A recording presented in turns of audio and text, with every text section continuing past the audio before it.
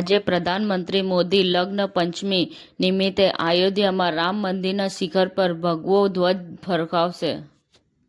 સોનમ વાંગચુકની અટકાયત. સુપ્રીમ કોર્ટે પત્નીની અરજી 8 ડિસેમ્બર સુધી મુલતવી રાખી. ભાઈચુંગ ભૂટિયાની રેસિડેન્શિયલ ફૂટબોલ એકેડમીએ અમદાવાદ ટ્રાયલની જાહેરાત કરી. મોટોરોલાએ મોટો G57 પાવર લોન્ચ કર્યો. મુખ્યમંત્રી શ્રી ભૂપેન્દ્ર પટેલનું રાજ્ય સરકારના વિવિધ વિભાગમાં નવી નિમણૂક મેળવેલા 4400થી વધુ યુવાનોએ આહવાન.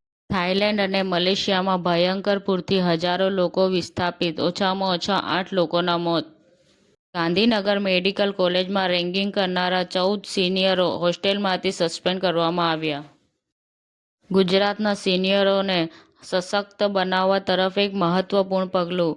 જેએનએસ લાઇફ અને મલ્ટીટાસ્કિંગ મોમીઝ (MTM) વચ્ચે નવી ભાગીદારી.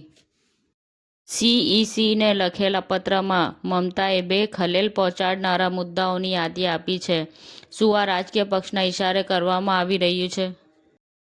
ઉત્તરાખંડ: કુંજપુરી મંદિર પાસે યાત્રાળુ બસ ખીણમાં ખાબકતા 5 લોકોના મોત, 23 લોકો ઘાયલ. સમાચાર ટુડે ન્યૂઝ ચેનલની ટીમ અને જે સત્ય છે તે જ બતાવશે. આપ જોતા રહો સમાચાર ટુડે ન્યૂઝ ચેનલ. ગુજરાતની ધરતીનું ગુજરાતીઓ માટે જ, એટલે કે સમાચાર ટુડે ન્યૂઝ. અમારી સમાચાર ટુડે ન્યૂઝ ચેનલને લાઇક કરો, શેર કરો અને સબસ્ક્રાઇબ કરો અને જોડાયા રહો સમાચાર ટુડે ન્યૂઝ ચેનલ સાથે.